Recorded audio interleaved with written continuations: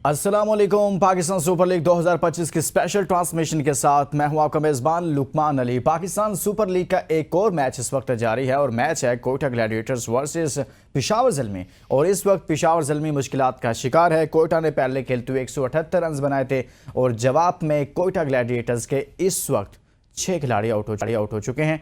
और मजमूई तौर पर देखा जाए तो आज पेशावर ज़ल्मी की जो बैटिंग लाइनअप है वो बुरी तरह से फ्लॉप हुई है। इस वक्त टॉप ऑर्डर मुकम्मल तौर पर नाकाम दिखाई दिया है और टॉप ऑर्डर जो है वो पवेलियन में बैठ चुका है। बाबर आजम समेत, साइम अयूब समेत सब पैकिंग मुकम्मल हो चुकी है।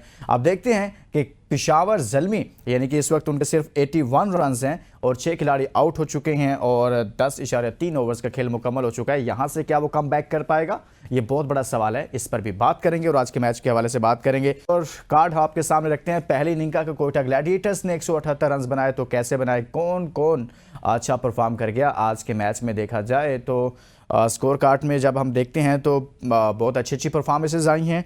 कोई आउट ऑफ बॉक्स परफॉर्मेंस नहीं है। सऊद शकील ने 32 रन किए हैं और इसी तरह से कुशाल मेंडिस ने 32 रन किए हैं। मार्क चैपमैन 33 रन किए हैं। यही अच्छा परफॉर्म कर सके हैं। बॉलिंग कार्ड सामने रखते हैं। पेशावर ज़ल्मी ने बॉलिंग कैसे की थी अगेंस्ट कोयटा ग्लैडिएटर्स के, उन्होंने 178 रन करवा दिए। जब खुद इतने रन नहीं कर सकते तो दूसरी टीम से कैसे करवा दिए भाई। तो यहाँ पर सिर्फ देखा जाए तो जोसेफ ने 2 आउट किए हैं, बाकी सब तो कोई अच्छा परफॉर्म नहीं कर पाए, अच्छी विकेटें नहीं ली हैं।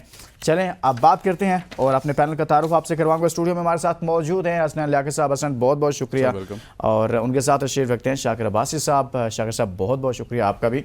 हसनैन आपसे आगाज़ करता हूं। एक तो 178 रन, आपके ख्याल में इस पिच पर 178 रन का टारगेट कोयटा ने ठीक टारगेट दिया था या आप समझते हैं कि ये रन्स कुछ ज़्यादा बन गए या फिर ज़्यादा बन सकते थे? और देखिए, सबसे पहले तो आपका शुक्रिया जो आपने कहा कि कोयटा ने ठीक टारगेट दिया था या नहीं। मेरा ख्याल है कि पेशावर ज़ल्मी के जो अप फ्रंट के पेस बॉलर्स थे उन्होंने लाइन ऑफ लेंथ के ऊपर उस तरह से बॉलिंग नहीं की। अदरवाइज ये पिच वही 160-70 रन की थी।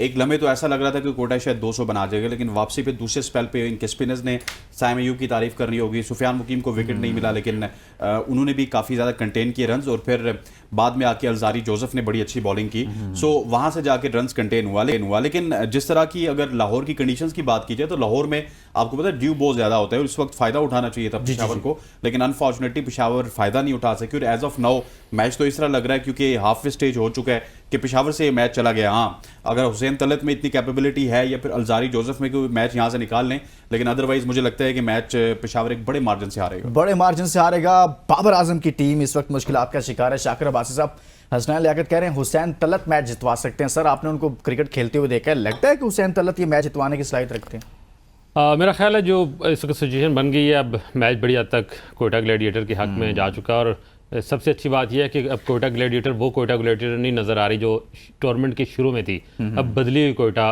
की टीम है और इसका क्रेडिट सर डेविड रिचर्ड को जाना है, जिस तरह से वो जिन्होंने वो रोल जो है वो अडॉप्ट कर लिया है जो हम कभी पेशावर ज़ल्मी में डैरेन समी का देखते थे। वो जिस तरह से चीज़ों को फ्रेम कर रहे हैं, जिस तरह से एक स्ट्रेटजी बना रहे हैं ड्यूरिंग द मैच भी, वो बड़ा ज़बरदस्त है। और कोयटा ने जो कम बैक कर लिया है, मैं समझता हूँ कि ये अलार्मिंग भी है बाकी टीमों के लिए। और कोयटा की टीम, हमेशा हम ये बात कहते हैं कि एक ऐसी टीम है जो एक क्रिकेट फैमिली से आई हुई है। बिल्कुल, तो उनकी ये उनका एक कमबैक बहरहाल ज़बरदस्त है। लेकिन इस PSL का एक बड़ा ब्रांड पेशावर ज़ल्मी है, उसको इस तरह से देख के बड़ा दुख होता है क्योंकि एक बड़ी ब्रांड है जो स्टारडम और स्टार्स के चक्कर में वो ब्रांड ख़राब हो रहा है। और मैं जो है वो जावेद अफरीदी से मुखातब हूँ कि आप, क्योंकि चेंजेस आ रही हैं, डाउन द ऑर्डर चेंजेस आ रही हैं, आपकी टीम को अब इस टूर्नामेंट में अप द ऑर्डर चेंजेस की जरूरत है। आपको बड़े बोल्ड क्या चेंजेस की जरूरत है, ये हसनैन लियाकत से हम बात कर लेते हैं। शाकिर साहब, बस बहुत हो गया यार। आप जावेद अफरीदी साहब को कहना क्या चाहते हैं कि आपको मैनेजमेंट में रखें?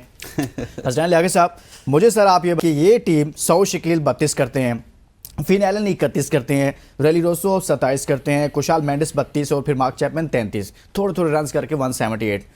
सर, मेरे पास जब ये मौजूद है पेशावर ज़ल्मी की बैटिंग लाइनअप, इसमें मुझे बताएं ये 30-30 रन करके क्यों नहीं कर पाए? इनके पास तो सुपरस्टार्स भी मौजूद थे। देखिए, अनफॉर्चुनेटली उनका जो सुपरस्टार हैं, सबसे बड़े सुपरस्टार साइम अयूब हैं, वो फेल हो रहे हैं।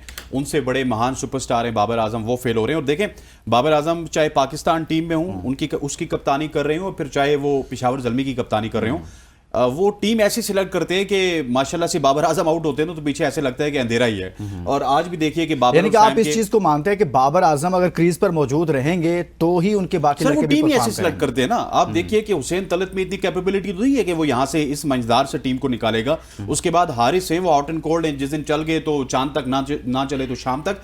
उसके बाद इनकी टीम में कौन नजर आता है आपको? उन्होंने बहुत ही रफ पिक्स ली थी और ये सब कसूर बाबर आजम का है, इंजमाम उल हक का है या फिर मोहम्मद अकरम का है जो वहां पे बैठे हुए थे और इतनी अजीबो गरीब सी पिक्स ली थी। तो मैनेजमेंट का काम नहीं है सर हसनैन। बाबर वहीं पे बैठे हुए थे ना, ठीक है। पिक्स जब कर रहे थे तो वहां पे 3 लोग बैठे हुए थे, अकरम, बाबर और इंजमाम उल हक साहब। ठीक है, सिंपल आप ये कहना चाह रहे हैं कि बाबर आजम जिस टीम में मौजूद हैं और बाबर आजम ने जो टीम बनवाई पेशावर ज़ल्मी की वो कमजोर टीम बनवाई है। बाबर के अलावा अंधेरा है भाई। बाबर आजम जहां पे आउट होंगे, जिस तरह पाकिस्तान में आपको लगता है ना कि बाबर आउट हो गए तो टीम पाकिस्तान नहीं खेलेगी, इसी तरह से पेशावर का भी हाल है कि बाबर आउट हो गए तो पेशावर नहीं चल सकता। ये बड़ा अनफॉर्चुनेट। ऊपर से सोने पे सुहागा दूसरी टीमों के लिए ये है कि सिर्फ एक एंड से बाबर नहीं बल्कि दूसरे एंड से आप साइम अयूब भी देख लीजिए तो वो भी फेल हो रहे हैं। और पिछले इवेंट में इनकी 53 की एवरेज थी बतौर ओपनर, इस इवेंट में 5 की एवरेज है बतौर ओपनर।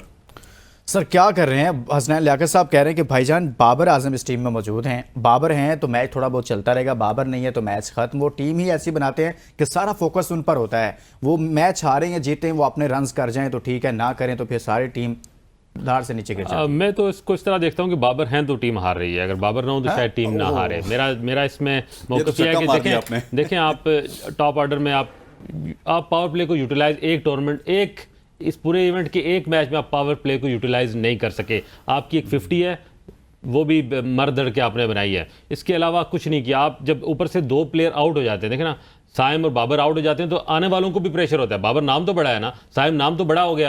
अब जब वो आउट हो जाते हैं तो आने वाले जिन्होंने अपनी नेशनल गेम खेलनी है, मैं जैसे हम बात करते हैं हारिस की, नेशनल गेम खेलनी होती है, नहीं खेल पा रहा, टीकेसी नहीं खेल पा रहा क्योंकि ऊपर से वो प्रेशर भी, एक तो डॉट बॉल ऊपर से विकेट लूज कर दे पावर प्ले में, तो वो जो पीछे आने वाली टीम है उसके लिए आप बर्डन बढ़ा देते हैं। वो फिर वो मोमेंटम अगर कुछ मिल जाए तो कैरी करते हैं। जिस तरह एक आध मैच में हमने देखा कि हारिस आए और उन्होंने पिंडी में जो है एक बम्बार्डमेंट की, वो मैच जो जितवा दिया था इस टीम को, पहला जो मैच जिताया। तो बाबर दोहरा प्रेशर है इस टीम के ऊपर, एक तो वो खुद स्कोर नहीं करते, फिर एक बड़ा नाम है जब वो गिर जाता है, वो कुछ है या नहीं है, लेकिन बैकबोन, जिस तरह हसनैन कह रहे हैं जी टीम की बैकबोन होते हैं बैटिंग की, वो भी टूट जाती है। Dot ball, pressure, power play की यूटिलाइजेशन जीरो, फिर एंड ऑफ द डे ये रिजल्ट आते हैं। तो मैं समझता हूं कि मैं जो बात यार पहले कर रहा था, मुझे आप ये बताएं, बस बहुत हो गया शाकिर भाई साहब, आप तो शुरू होते हैं पेशावर ज़ल्मी पे पूरा खुतबा ही दे देते हैं यार। क्या कोई जावेद अफरीदी से आपकी ज्यादा मोहब्बत है? यार ब्रांड है, बहुत बड़ा ब्रांड है इस टूर्नामेंट में। अब भी मैं देखता हूं जितना फैन फॉलोइंग इस आपने टीम फिर की शुरू है, हो जाना, ये देखें यार, बस इस करते हैं। टीम हसनैन, का ब्रांड आप इधर खराब आएं किया यार, जा रहा है। छोड़ें, बस बहुत हो गया यार, जी सर, शाकिर साहब से पूछें चुप ही नहीं होते यार। हसनैन मुझे ये बताएं कि बाबर आजम पर हम बात कर रहे हैं, बाबर आजम की बॉडी लैंग्वेज कैसी नजर आ रही है इस PSL में? आपको जितने भी मैचेस हुए आपने देखे, एक मैच में उन्होंने परफॉर्म किया, आज के मैच में आपने देखा कि आमिर का शायद वो थोड़ा प्रेशर ले रहे थे, एक बॉल ठग करके उन्होंने अपने सर पे खाई।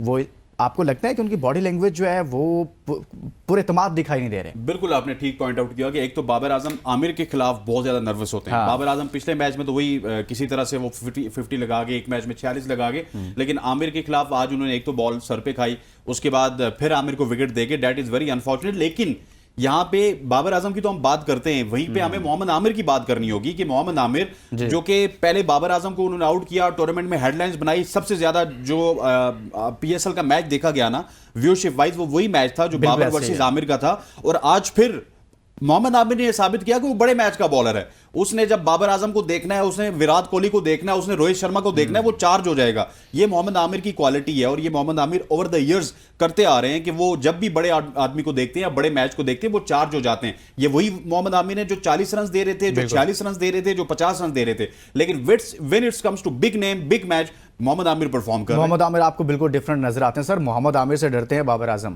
मोहम्मद आमिर एक बड़ा टैलेंट, बड़ा एहसास हमने ज़ाया किया, कुछ उनकी अपनी भी एटीट्यूड का प्रॉब्लम था। आज भी मोहम्मद आमिर वाइट बॉल का, मुझे ये बताएं शाकिर साहब, रुक जाएं आप, नहीं बड़ा कनिंग सर, उनका एटीट्यूड, जीनियस बॉलर है। आज भी वो रिटायर हो चुका है, दुनिया के बेहतरीन बैटर को वो घेर के मार रहा है 2 दफा। एक जुमला आपने गलत बोल दिया, एक जुमला आपने गलत बोल दिया कि उन्होंने अपने भी बहुत सारा कुछ किया, जो माजी में किया था गलत, वो तो सब कहते हैं गलत किया।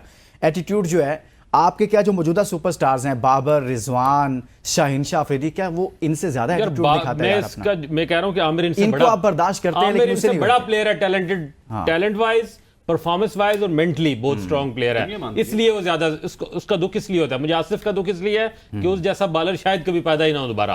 वो उसके अंदर कोई और क्वालिटी नहीं थी, तो कुदरत ने उसके अंदर एक फीड कर दिया था, एक चिप लग गई थी, वो चल रही थी। आमिर जो है वो मेंटली बहुत स्ट्रॉन्ग है। आमिर जिन क्राइसिस से गुजर के आया है उसके बाद लोग टूट जाते हैं, लेकिन आज भी उसका दिमाग is a very cunning, is a very shrewd और इवल जीनियस का लफ्ज उसके लिए मैं इसलिए यूज करता हूं कि वो आज भी इस उम्र में रिटायरमेंट के बाद वो अटैक करता है टेल एंडर को नहीं, वो अटैक करता है तो बेस्ट ओपोनेंट को, जिसकी आपने पाकिस्तान टीम में उसने हमेशा कोहली और शर्मा को अटैक किया। यहां पर वो अगर बाबर आजम है तो उसको अटैक करेगा, वो टेल एंडर्स की विकेट लेके तो अपने जो है वो फिगर अच्छे नहीं करेगा। ये उसका कमाल है और मैं आमिर को इसका दाद देता हूं। हसनैन, मुझे ये बताएं कि इन फ्यूचर आपको लगता है कि जब भी पीएसएल में आमना सामना होगा आमिर वर्सेस बाबर आजम, मुझे लगता है ये वही हो जाएगा जैसे वो स्टेन और हफीज का चल रहा था, मोहम्मद आसिफ और पीटरसन का मामला होता था। तो मुझे लगता है कि आमिर और कोहली का मामला था, और मुझे लगता है यहाँ मोहम्मद आमिर और बाबर आजम शुरू हो जाए। आप फ्यूचर ऐसा ये तो आपकी बहुत बड़ापन है कि आप इस परफॉर्मेंस के बाद अगली पीएसएल में बाबर को ओपन करते हुए देख रहे हैं। मुझे तो वो ओपन करते हुए नजर नहीं आ रहे। अगर इसी तरह की परफॉर्मेंस हुई उनकी पीएसएल में तो लुकमान साहब सुपरस्टार, तो मैं कहता हूं सुपरस्टार है तो उनको फ्रेम करके हम लगा लें तो वो बेहतर है कि पाकिस्तान के तमाम ग्राउंड्स में बाबर आजम को फ्रेम करके लगा लें। लेकिन बाबर आजम की T20 में अब जगह नहीं बनती जिस तरह की उनकी फॉर्म लगी हुई है, और इस तरह की फॉर्म उनकी आज की नहीं है। 3-4 हजार रन किए हैं, 4,000 रन कर रहे हैं। मैं कहता हूं कि इनको बार-बार खिलाएं ताकि ये 6,000 रन बनाएं, पाकिस्तान को कोई बैटर हो पहले नंबर पे। लेकिन जितना अरसा बाबर आजम पाकिस्तान टीम में खेलेंगे, जितना अरसा बाबर आजम पेशावर ज़ल्मी में खेलेंगे या व्हाट्सएवर T20 फॉर्मेट में खेलेंगे, बाबर आजम उस टीम के लिए सूदमंद नहीं है। Not only Babar Azam, including Rizwan, including Saud Shakeel. आज सऊद शकील के ऊपर भी आप बात करेंगे इंशाल्लाह। वो देखिए ना कि किस तरह टुक टुक टुक करके एक वो सुफियान को थोड़े से 1-2 निक उनके लग गए तो उनके आज फिगर आपको लग रहे हैं कि 6 गेंदें उन्होंने कम के लिए, हालांकि वो तो इतनी टुक टुक कर रहे थे जितनी बाबर आजम नहीं करते यार। ये सऊद शकील हो, मोहम्मद रिजवान हो, बाबर आजम हो, सर ये क्या है कि एक ही फ्रेम में सेट हो रहे हैं तीनों, यानी कि एक फ्रेम लगाए ना उसमें सेट हो रहे हैं कि इनकी कोई फर्क नजर नहीं आ रहा है। इनको समझ तो नहीं आ गई कि हमने सिर्फ अपने रन्स बेहतर करेंगे तो पाकिस्तान क्रिकेट में हम बहुत लंबा खेल जाएंगे, कोई मसला नहीं, पाकिस्तान क्रिकेट हारती है, तबाह होती है, या फिर हम जिस तरफ से खेल रहे हैं वो गलत तबाह हो जाए, कोई मसला नहीं। सर इनके अंदर ये माइंडसेट कौन बना रहा है? सर देखिए, मैं अपने पहले भी बात की, अपनी जगह ये बड़े प्लेयर हैं, हाँ। टैलेंट वाइज अपनी जगह बड़े प्लेयर हैं, कंप्लीट बैटर हैं, लेकिन फॉर्मेट के नहीं है। देखें ना, एक गायनोकोलॉजिस्ट एक आर्ट स्पेशलिस्ट नहीं हो सकता। वो गायनोकोलॉजिस्ट है वो, या कोई क्या बात है, दीगर कोई ये जो है, ये आप 50 ओवर्स और टेस्ट में आप इनको रख लें।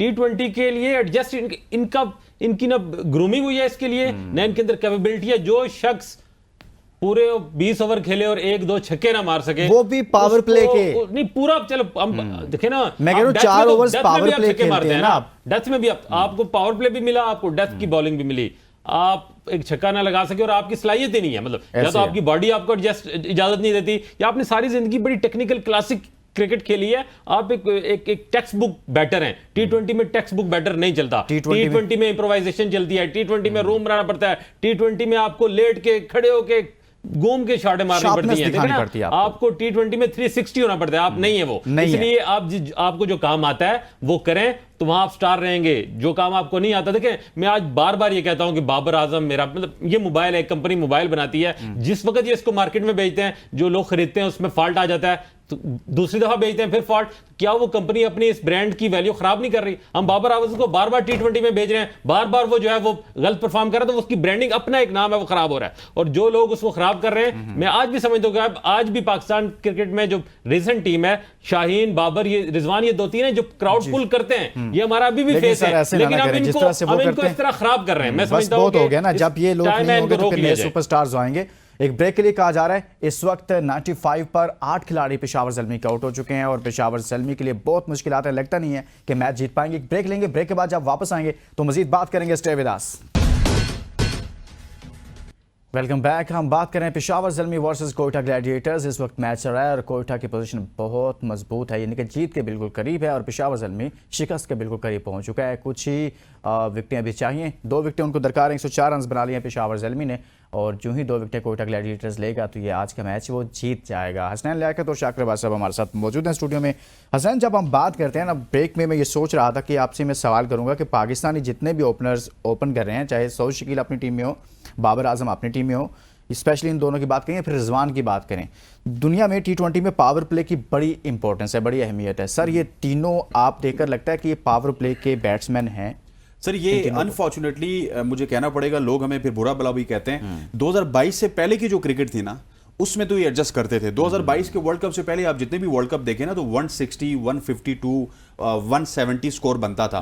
उसमें होता ये था कि ये 6 ओवर्स में आते थे, आके 50-60 स्कोर कर लेते थे, उसके बाद पिछले भी आके कुछ ना कुछ 30-32 बनाते थे, जिस तरह आज 170 प्लस बन गया, उस वक्त भी 160-70 पे टीमें चली जाती थी। अब लुकमान साहब थिंग्स आर चेंज, 200 प्लस बहुत ज्यादा, मतलब कि आप अगर 200 भी बनाएंगे तो आपको ये पता नहीं होता इंटरनेशनल क्रिकेट में भी कि आप जीतेंगे या नहीं जीतेंगे। हमारे यहाँ सबसे बड़ा प्रॉब्लम अब ये हो गया है कि ना हमारी बैटिंग चलती है, बैटिंग ऊपर से रन्स करती है 160-70 और नीचे से हमारे जो फास्ट बॉलर्स हैं वो भी एक्सपोज होते चले जा रहे हैं। तो इस वजह से हमें कम से कम कुछ ऐसे प्लेयर्स चाहिए जिस तरह हसन नवाज हैं, मोहम्मद आरिस हैं, साइम अयूब इवन, इस तरह के प्लेयर जो कि अगर 3-4 प्लेयर आपके पास इस तरह के हैं तो रोज 4 के 4 फेल नहीं होंगे, उन 4 में से 2 फेल होंगे, 2 चल जाएंगे, 1 फेल होगा 3 चल जाएंगे, या 3 फेल होंगे 1 चल जाएगा। उस तरह का प्लेयर अगर आपका एक भी चल जाए, वो 60-70 रन आपको 30 गेंदों पे बना के दे दे, तो पीछे आने वालों के लिए बड़ा मार्जिन होता है। और T20 क्रिकेट में पाकिस्तान ने भी ये देखा है कि पाकिस्तान की कोशिश ये होती है कि 8वें नंबर तक आपका बल्लेबाज हो। तो जब आपके पास 8वें नंबर तक भी ऐसे प्लेयर हैं जो नजिंग करते हैं, छक्के लगाते हैं, चौके लगाते हैं, तो आपके लिए मोर इनफ होता है। लेकिन इस टाइम एज ऑफ नाउ 2026 के वर्ल्ड कप को अगर सामने रखें तो ये दिल पे हाथ रख के मुझे कहना पड़ेगा, सच्ची बात करनी होगी कि बाबर आजम की, मोहम्मद रिजवान की, साउथ वैसे खाते में ही नहीं है, बाबर और रिजवान की जगह नहीं बनती पाकिस्तान क्रिकेट टीम में, तो साउथ की कहां से बनेगी? साउथ की कहां से बनेगी? शाकिर, यही सवाल मेरा आपके सामने भी है सर। जब हम देखते हैं दुनिया की तमाम टीमें जो अपने पावर प्ले को यूज़ करती हैं, बड़ा अच्छा करती हैं, उनके पास जो सबसे ज़्यादा कह लें कि अच्छा पावर हिटर होता है ना, उससे वो ओपन करवाते हैं ताकि भरपूर फ़ायदा उठा सके, बाउंड्रीज हों। लेकिन यहाँ पर हमारे पास जो बैट्समैन सामने आ रहे हैं, सऊद हों, बाबर आजम हो, रिजवान हो, सर ये तो सिंगल डबल वाले प्लेयर हैं, बहुत कम बाउंड्रीज लगाते हैं, ये चल क्या रहा है इनके साथ? देखिए रिकॉर्ड, मेरा आपसे सवाल है, आप बताएं अगर सऊद कैप्टन ना हो तो क्या उन्हें कोई और बंदा ऊपर खिलाएगा? बिल्कुल भी नहीं। बाबर कैप्टन ना हो, क्या उनको ऊपर खिलाएगा? बिल्कुल नहीं खिलाएगा। ये कैप्टन ही इसलिए है कि ये अपनी उस जो पावर प्ले की यूटिलाइजेशन है उसके लिए ऊपर खड़े हुए हैं। मैं समझता हूं कि अब आप हसन नवाज को छोड़ के मतलब अब देखें ना उसको बैटिंग आज कहां भिजवा दिया, उस नंबर पे रखे जिस पे सऊद को खेलना चाहिए, उस पे रखा हुआ है और सऊद की उसकी जगह खुद खेल रहा है। कोई इसमें मतलब कोई दूसरी राय नहीं है कि एक हार्ड हिटर प्लेयर, जिगरे वाला प्लेयर जिसके अंदर मतलब फियर ही कोई नहीं है। लेकिन ना यासिर खान आया है, उसकी शॉट से लगता है कि वो उसने मारना है भाई। सर T20 मारना ऐसे करते हैं, एक में मारेंगे एक में आउट होंगे। आपको रेलेवेंट फॉर्मेट के लिए टीमें, बाबर आजम और रिजवान आपका आखिरी कहीं ऑप्शन के कुछ भी नहीं आपको मिल रहा ना, फिर कहीं चले आप टीम चलाने के लिए डाल दें। अदरवाइज अगर आपने मॉडर्न क्रिकेट के साथ अगले 5-7 सालों के लिए देखिए ना, वक्त गुजरने के साथ साथ क्रिकेट और तेज होगी।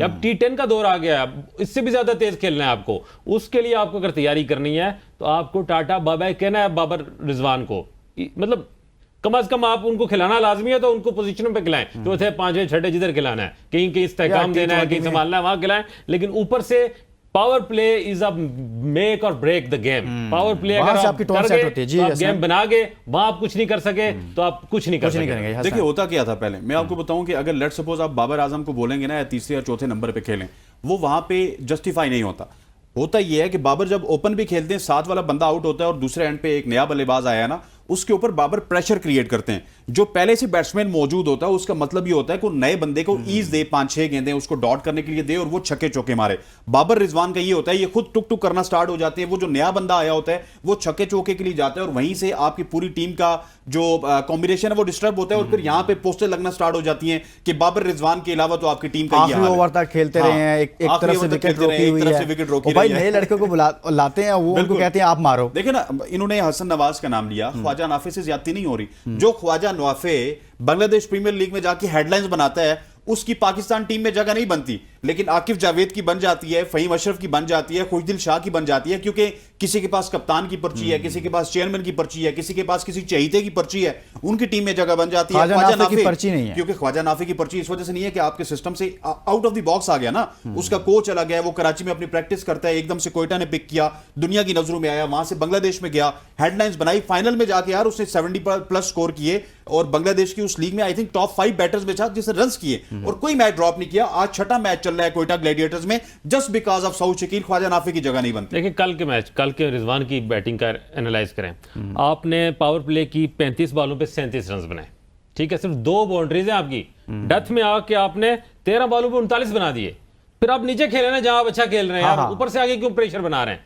कल की इनिंग्स आपको अच्छी लग रही है क्योंकि लेटर ऑन उन्होंने बहुत यार, अच्छी bowling इनको की। देखकर लेकिन मुझे जो तो ये शुरू डर में लग आपने रहा है कि रन भाई- बॉल खेला है, उसका जिम्मेदार कौन है? हसनैन, मुझे ये लग रहा है कि जैसे स्टैट्स बता रहे हैं शाकिर, ये सब देखकर ऐसे लगता है कि आने वाले जो हमारे जो इसी टीम के अंदर नए प्लेयर्स खेल रहे हैं, जैसे हसन खेल रहे हैं या बाकी, ये भी एक दिन सोचना शुरू करेंगे क्यों ना यार हम अपने रन्स बेहतर करें, 30-35 करें, 30-32 करें, और चाहे और वो फिर बोर्ड 28 पे बॉल नजर पे आता रहेगा करें, कि हमें 30 लोग प्लस, consider क्या करें। जरूरत है हमें जाके बाउंड्रीज लगाने की? इस तरह तो पाकिस्तान की क्रिकेट सर तबाह हो जाएगी, हम बहुत पीछे रह जाएंगे। इसमें आपका भी रोल है, मेरा भी रोल है, शाकिर भाई साहब का भी रोल है, टीम ऑनर्स का भी रोल है, पीसीबी का भी रोल है। अब मैं देख रहा हूं कि मीडिया अपना रोल प्ले कर रहा है, लेकिन टीम ऑनर्स भी ना वो रोल प्ले नहीं कर रहे।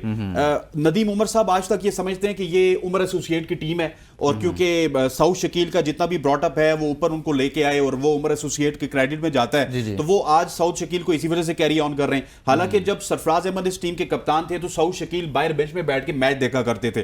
सो अनफॉर्चुनेटली हमारे जो ऑनर्स है ना, उनको भी अपने पीडीपी प्रोएम से और अपने वो जो पुरानी साइकी है वहां से निकलना होगा, और जिस तरह दुनिया मॉडर्न डे क्रिकेट खेल रही है उस तरह की जाके ब्रांड की क्रिकेट खेलनी होगी। आप देखिए लाहौर के अंदर अपने पीडीपी प्रोग्राम पे बहुत ज्यादा बिलीव करता है। आज तक आप इस पीएसएल में देख लीजिए, नईम को उन्होंने खिलाया। नईम जब भी आते हैं 4 रन 5 रन 6 रन बना के चले जाते हैं। मतलब यार आपको अपने पीडीपी के साथ साथ उस प्लेयर को डोमेस्टिक सर्किट में फर्स्ट क्लास में लिस्ट ए में चेक करना होगा, वहां पे टेस्ट करना होगा, उसको फैसलाबाद में, सियालकोट में, कराची में, पिंडी में क्रिकेट खिलानी होगी, उसके बाद आप सिस्टम में उसको लेना।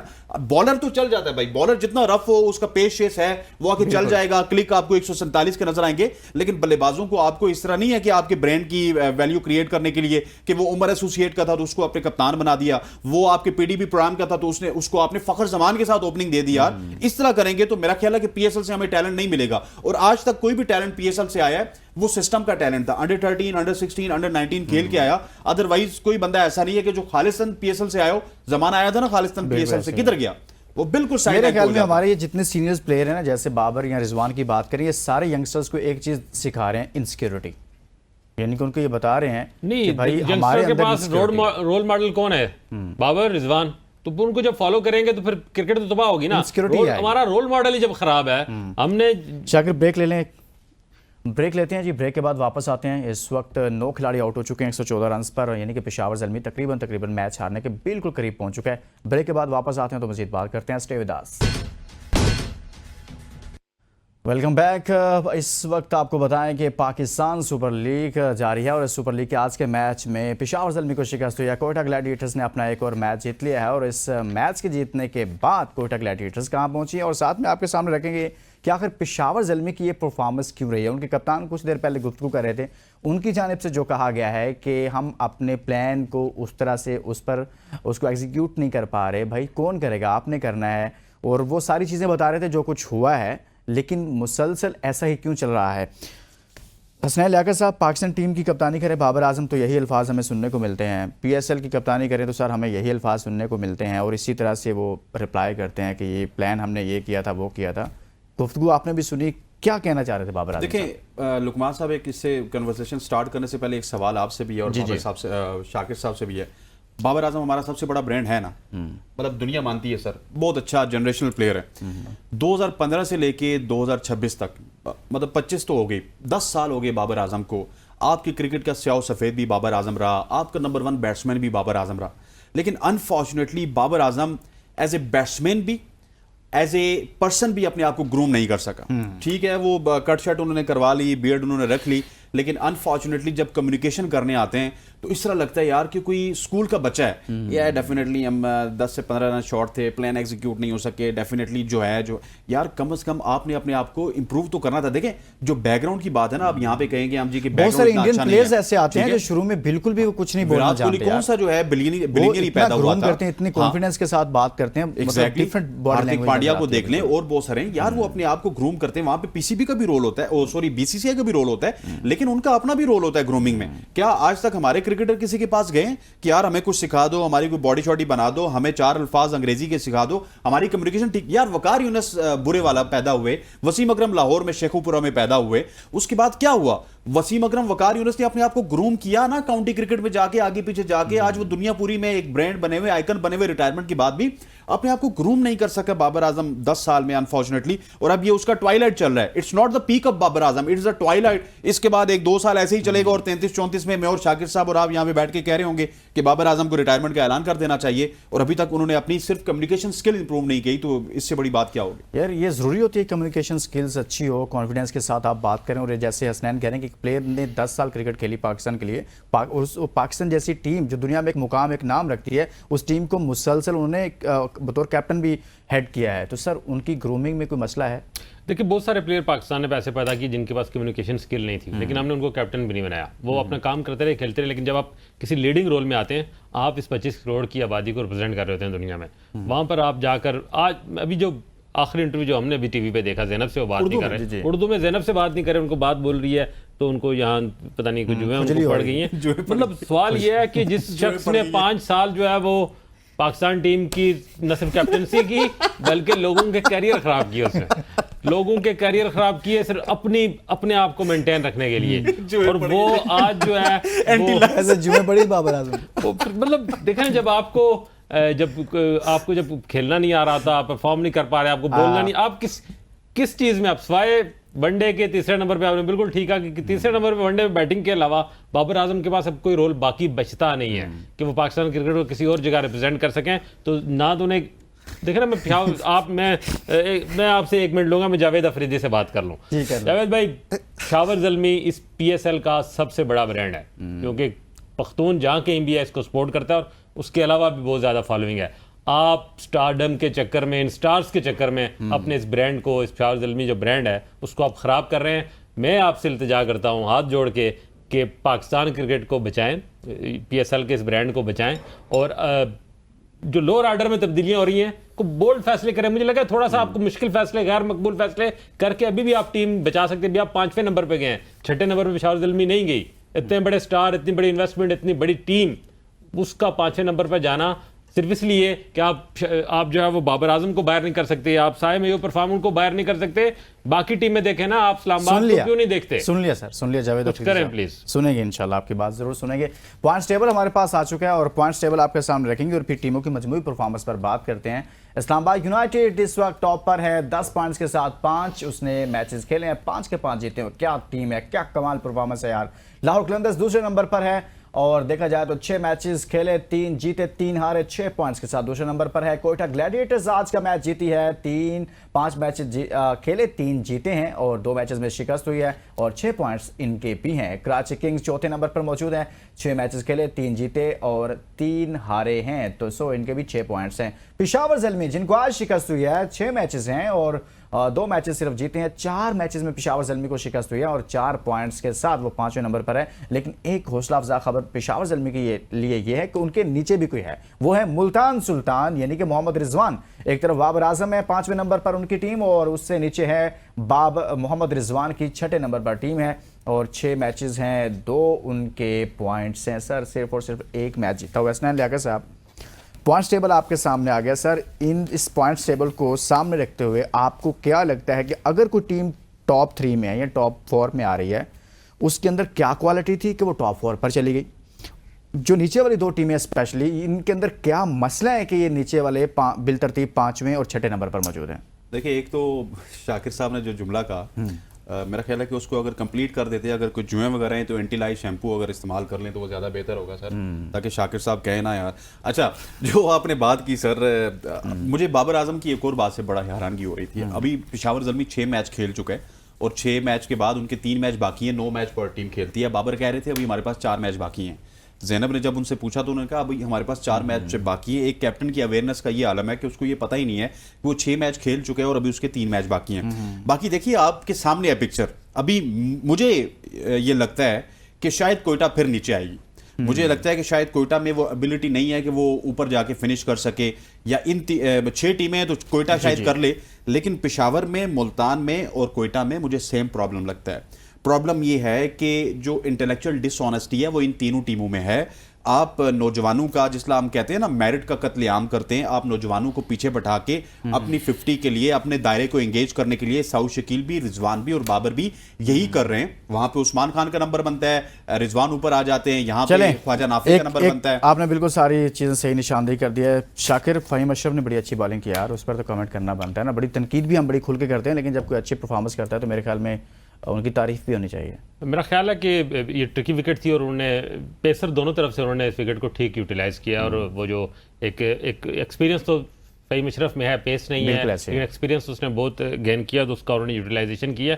और फिर थोड़ा सा क्रेडिट उनकी इन विकेट्स का बहरहाल पेशावर ज़ल्मी के बैटर्स को भी देनी चाहिए, जिन्होंने कोई रेजिस्टेंस नहीं की। ये एक शिकस्त नहीं है, ये एक जिस तरह नहीं कहते हथियार डाल देना, सरेंडर है। हाँ। ये मतलब ये पेशावर ज़ल्मी ने कोयटा के सामने एक सरेंडर किया है। मतलब कोई इतना बड़ा मतलब कोई टारगेट नहीं था, कोई इतनी स्टार स्टडी टीम है। आप थोड़ा सा भी आप जो है ना विल पावर दिखाते, थोड़ा सा भी आप जो है वो गैरत अक्ल करते, तो इस मैच को आप बहुत अच्छा कर सकते थे। तो उनकी हम फाइफर महर इससे PSL 10 का पहला फाइफर है, उसको मुबारकबाद भी देंगे, लेकिन थोड़ा सा क्रेडिट हम उनको जो है ना जी आप कोई कमेंट करें, फहीम अशरफ पर बहुत तनकीद करते हैं यार हम लोग, लेकिन अच्छी बॉलिंग पिछले कुछ 2-3 मैचेस में बैटिंग भी बड़ी अच्छी की है, बॉलिंग भी बड़ी अच्छी की है, और हम उम्मीद करते हैं कि वो इसी तरह से नेशनल टीम में भी आके परफॉर्म करेंगे। यहाँ पे अनफॉर्चुनेटली जब नेशनल टीम में आते हैं तो थोक के हिसाब से रन्स भी खाते हैं, बल्ले से उनके रन्स भी नहीं आते। सो अभी तक PSL में बहुत अच्छा कर रहे हैं, और मेरा ख्याल है कि एक ऑटोमेटिक चॉइस है। जिस तरह हसन अली की हम बात करते हैं, फहीम अशरफ भी T20 टीम में। बिल्कुल सर, नेक्स्ट मैच है Quetta Gladiators versus Multan Sultan. Comment करेंगे हसनैन लियाकत, कौन जीतेगा कल का मैच? कोयटा वर्सेस मुल्तान सुल्तान मुश्किल मैच है, मेरे ख्याल है मुल्तान को कम बैक करना चाहिए। कम बैक करना चाहिए मुल्तान। जी शाकिर भाई, लेकिन जो विनिंग स्ट्रीक पकड़ ली है कोयटा ने, और मैं पहले भी कहा कि कोयटा वो टीम नहीं है जो मैंने टूर्नामेंट के शुरू में देखी थी, बदली हुई टीम है, तो मैं कोयटा के साथ जाऊंगा। यार मोहम्मद रिजवान है उसमें, मोहम्मद रिजवान है, यही वजह है ना कि इसलिए उधर नहीं जा रहा। नहीं, मैं तो मासूमियत की वजह से जा रहा हूँ कि बेचारे मजलूम बने हुए थोड़ा जीते। मोहम्मद रिजवान की वजह से नहीं जा रहे। लेकिन उस टीम में अच्छा कमबैक करने की सलाहियत है, वैसे है कमबैक करने की सलाहियत है। बॉलिंग करवाएगी या बैटिंग करवा सकती है? मेरा ख्याल है कि उनकी बैटिंग ज्यादा स्ट्रांग है, बैटिंग करवा सकती है। कैप्टन का भी कोई रोल है उसमें? कैप्टन का तो भाई, कैप्टन अगर आउट ही हो जाए जल्दी तो ज्यादा बेहतर है, ज्यादा बेहतर होगा, यानी कि अगर कैप्टन जल्दी आउट हो जाए तो। बिल्कुल। शाकिर साहब, सर यासिर की इनिंग बड़ी इंपॉर्टेंट होगी। यासिर उस्मान जो एक मोमेंटम उस टीम को देते हैं, वो मोमेंटम किल कर देते हैं जनाब डॉट बॉल खेल के कैप्टन साहब। इसलिए अगर वो दो लड़कों को प्रॉपर मौका मिला यूटिलाइजेशन का, पावर प्ले का, तो अच्छा टारगेट अच्छा फायदा उठा सकते हैं। बहुत बहुत शुक्रिया शाकिर अब्बास साहब आपका, बहुत शुक्रिया हसनैन लियाकत साहब आपका। और आज के प्रोग्राम में हमने बात की है कोयटा ग्लैडिएटर्स वर्सेस पेशावर ज़ल्मी। पेशावर ज़ल्मी को एक और शिकस्त हुई है, कोयटा ग्लैडिएटर्स ने एक और मैच जीत लिया। इसके साथ ही इजाज़त दीजिए, अपना बहुत सारा ख्याल रखिए, अल्लाह हाफिज़।